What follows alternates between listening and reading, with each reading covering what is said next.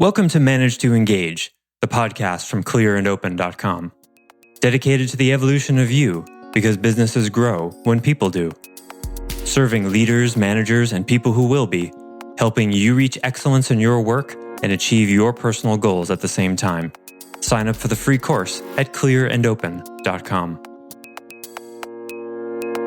It's impossible to talk about authenticity without going into spirituality and deep aspects of psychology. But in general, I'd say, as a rule of thumb, try it on.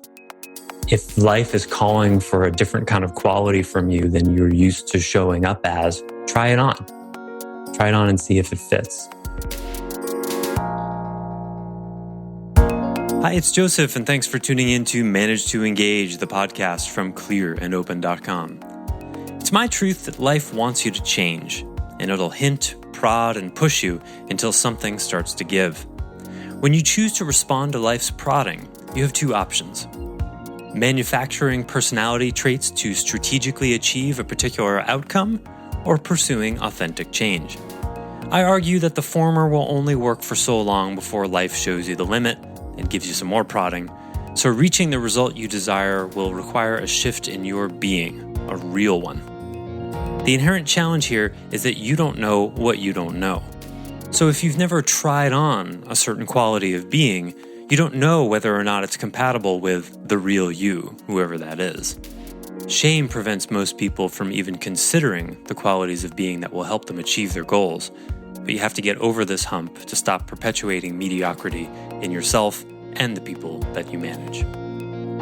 I offer weekly member webcasts, online courses, and mentorship at clearandopen.com because it's my truth that with the right tools, anyone can eliminate the people, money, and time problems holding them back in business. And I share parts of these webcasts and courses on this show because I want to help you too.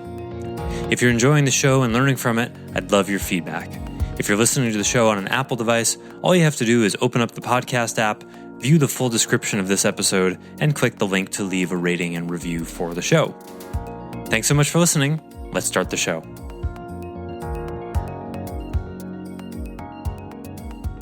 A while back, Victor wrote, "Doesn't this over-analysis of our behavior create false personas?"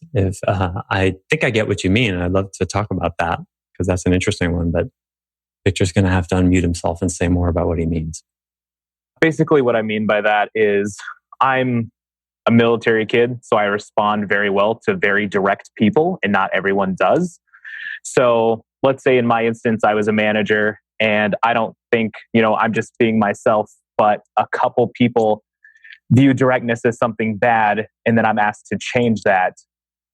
And I have to kind of it seems like an over-analysis of, micromanaging my responses and every little thing to appease a handful of people. Great question. I think about where to start there. It's a huge topic, and it's a great question. And it's a pivot point, or it's a fork in the road where a lot of personal growth and spiritual teachers go one way, an authentic way versus an inauthentic way. So that's a topic I want to write an entire book about one day, because for sure, when you start monkeying around at the level of being, there's two ways to go at it. Are you eliciting natural ways of being that flow with the moment and what is called for? Or are you manufacturing a synthetic personality trait to strategically manipulate an outcome? The subject of what authenticity is a really deep and complex one.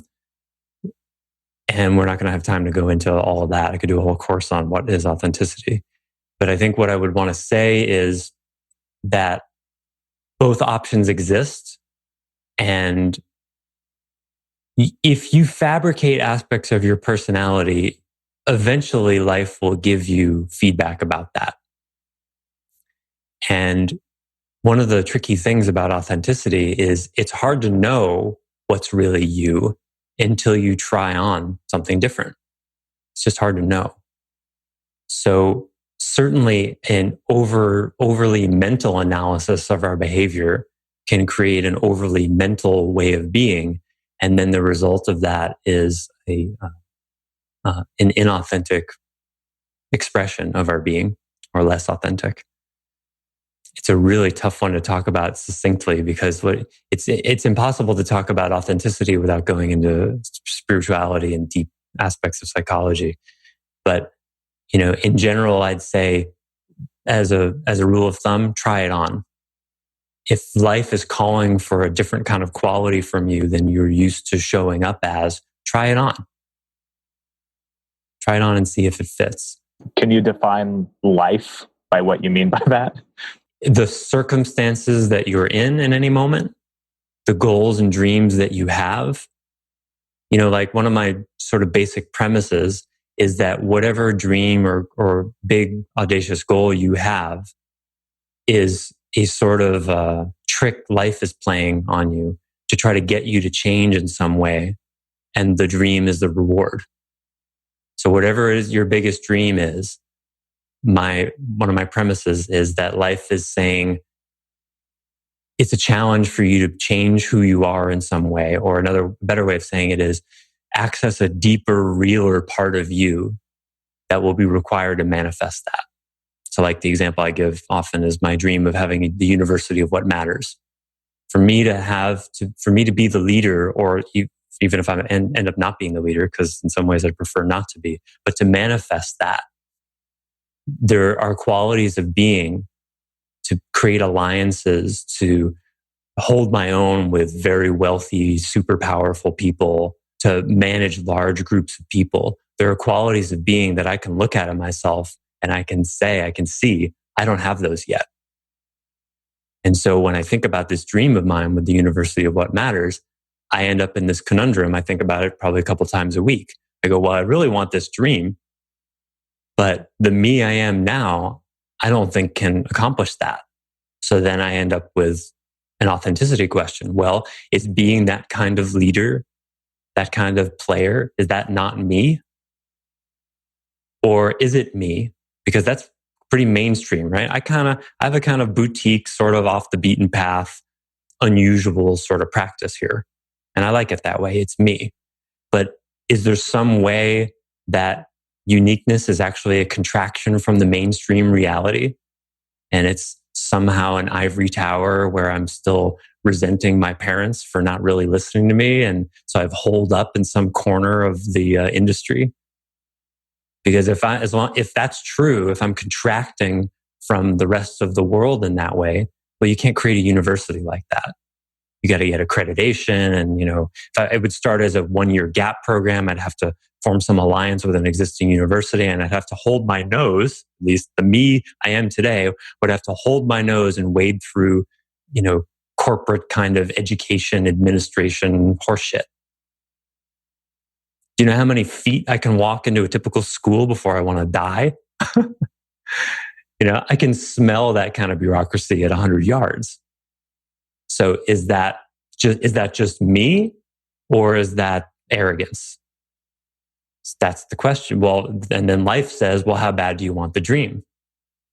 So the dream kind of pulls me in that way and says, well, maybe you could stomach some of that kind of administration bureaucracy crap in order to build a school inside that would make it different. And I think, oh man, I'd rather wait 5 hours at the DMV because that's how it feels. So to me, just giving that as an example, what's your dream? What's the biggest dream that you have? And what qualities of being does it challenge you to embody that you don't have yet? That maybe you don't think is you. But how do you know? How do you know what's you? To me, life is always saying, a little bit more, a little bit more. Come on, you can do this. Just a little bit more. And it uses dreams as a kind of carrot. Same with mates. You want the man or woman of your dreams. You imagine what they're like and what your relationship is like. Are you someone who's capable of transacting that? Are you the dream mate for that other person? Could you be?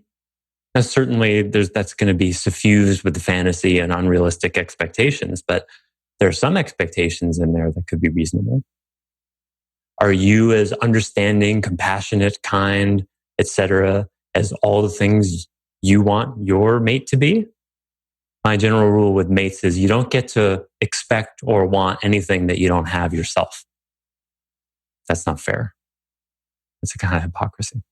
Go ahead. But that's nice, Joseph. And you could use that with management too. Like, are you the dream manager that your dream employee would want to have? Or are you the dream employee that your dream manager would want?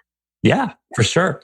And this can go down into really micro levels. It's like whatever people complain about their employees, I'm like, well, they don't follow through, they don't keep their word, and they're not detail oriented. Are you? And then inevitably they say, well, I could do their job. No, I'm not talking about their job. I'm talking about your job. Are you doing your job as well? Like, oh, you're the CEO. Do you have a budget?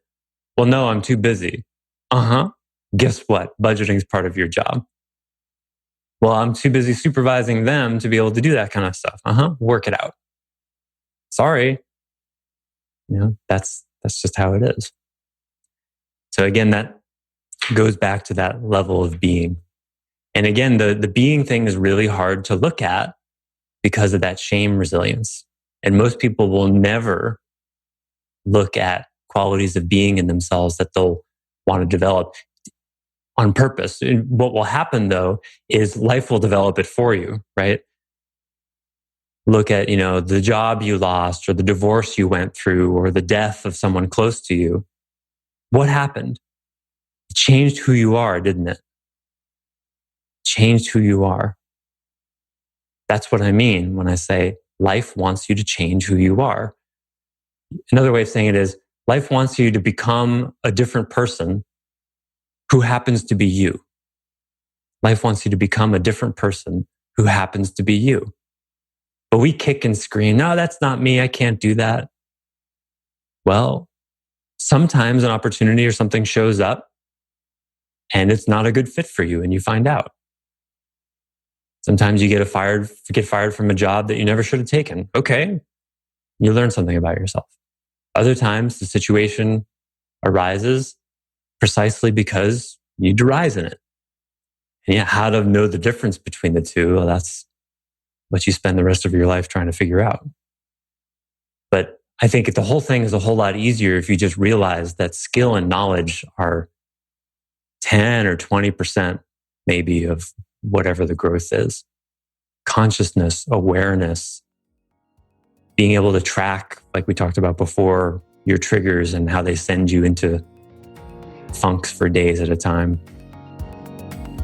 That's really where the money is, metaphorically and literally.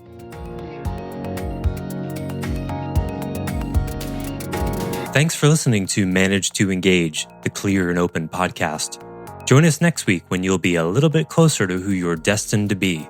Until then, know that Clear and Open is dedicated to the evolution of you, because businesses grow when people do. If you want to help the show grow, I'd appreciate you leaving a rating and review on iTunes.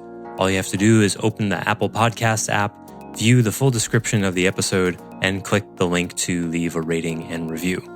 Or you can go to clearandopen.com/review and it will bring you to the right place. If you're looking for more support on your journey, head over to clearandopen.com for even more tools, articles, and free resources. Thanks so much for listening. Bye for now.